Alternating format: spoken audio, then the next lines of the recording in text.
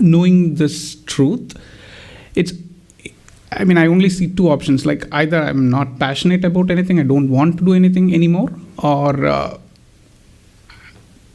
I just can do whatever I want. And so it kind of seems to take one to either extreme. I see. The question there is something that many people ask. But when I begin to understand this, I seem to lose passion and drive for things in the world. Is this right? Is this wrong? Am I making a mistake? No, you're right. That losing the passion and drive for things in the world is a very good thing. Enough of the rat race. See, you must take a stand. Ultimately, this pursuit of things in the world, is it worthwhile? You must see that, has it been worthwhile for me so far? Last 20 years of my life, 40 years, 50 years, 60 years of my life, lifetime after lifetime, people have done this. Has it ever given fulfillment to anybody? It has not.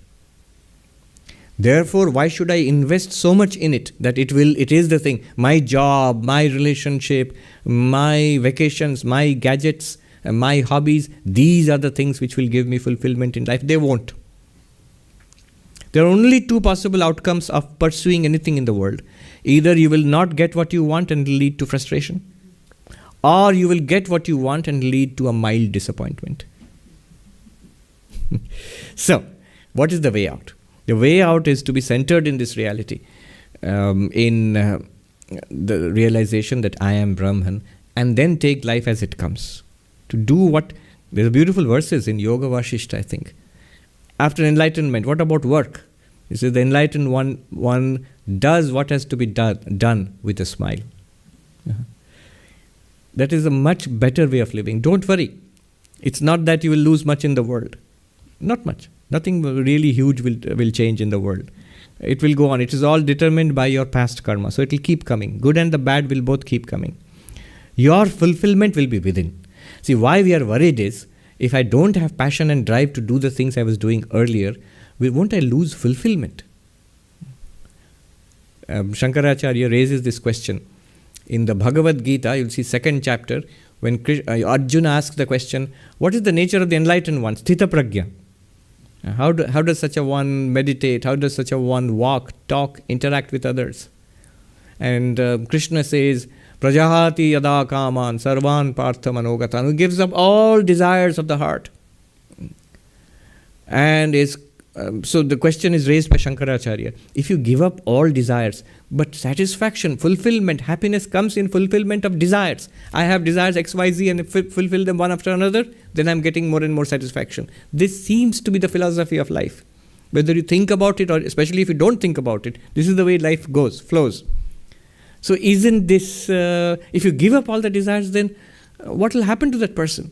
There will be no fulfillment, there will be unhappiness.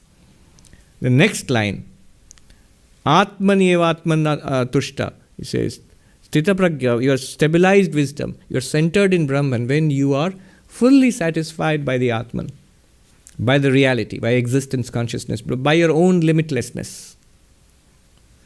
The reason why we are unsatisfied, Buddhists call these hungry ghosts. We are like hungry ghosts.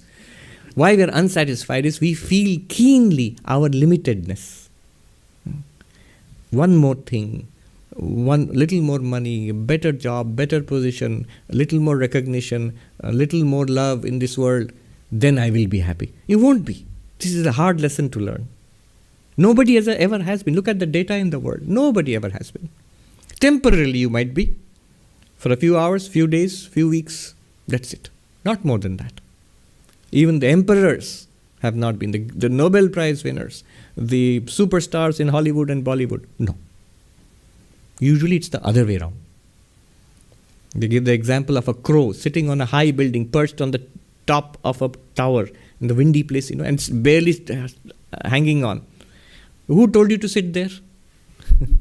Getting continuously blown up by the gale. So that's the problem with attaining any high position there. If you are looking for satisfaction from that. If you're not looking, you'll be perfectly comfortable on the throne and in the hut of a beggar also. You'll be perfectly comfortable. There have been philosopher emperors. I've seen in a couple of cases, extraordinarily rich people, heads of companies, but very philosophical, very calm. They do not derive their satisfaction from their position or money or power. And that's a good position to be in. But notice, you don't need that position, power, and money also to be in that position. You can be perfectly all right as you are. Did I answer that question? Thank you so much. Very good.